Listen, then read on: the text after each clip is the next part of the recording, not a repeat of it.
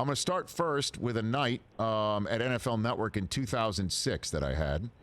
Okay. I got a call because as the host of NFL Network, hey, tonight, is it possible to have somebody come over and watch the St. Louis Rams preseason game because he can't get it at home? And I'm like, who wants to come? And the answer was Denzel Washington. Wow. And so your dad came to NFL Network to watch you run the ball for a preseason game because he couldn't get it at home. That happened. Wow. I've never heard that story before. That's a fact. Wow. That's a fact. Wow. 2006. Man, yeah, I was in St. Louis. That's it. That makes sense. What was that like for you? What were you trying to hook up with the Rams back then? Well, like every young athlete in the NFL, you want to start, you want to make a career for yourself. I just wanted an opportunity to run the ball. Coming from a historically black college, I thought that I felt like I had the entire campus on my shoulders. Everybody was depending on me to make it because not a lot of student athletes from Morehouse did.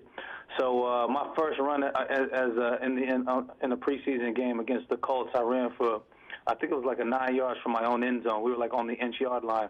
That was like the highlight of my career. And I get mad at myself because if I break a tackle, I probably could have gone for like 50. I would have got hawked though because I didn't have the breakaway speed.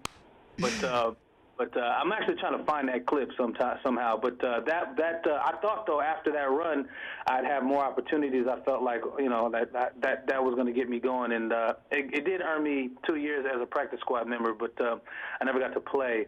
But I wanted to start. I wanted that opportunity. I wanted to play and go to the Hall of Fame someday.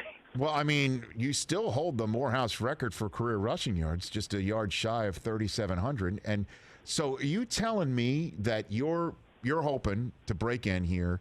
You get a rep in a preseason game, which means the world, right? Yep. And it starts from the half inch, your own half, like you're standing in your own end zone, literally.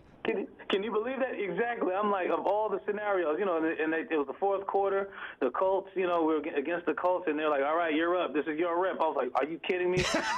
and then they call us inside zone play. I'm like, this is going to be a safety. I'm going to get fired. This is it, Right. And I end up breaking it. So it was, that is how I started my career. My gosh. And then then the Rhine Fire. So I might have actually called one of your games because I called some NFL Europe games in like 2007 and beyond.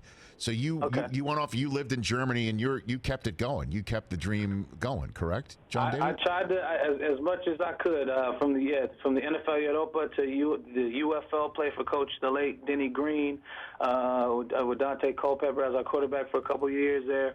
I kept the dream alive. There's a couple players that made it from the UFL. Sendejo, the safety, he's still in the league, I believe. There's some guys that got some good looks, real looks from the UFL. So I try to keep the dream alive. My first start, every time I got an opportunity, I made the best of it. My first start in the UFL, I rushed for $128 and a touchdown, got Player of the Week.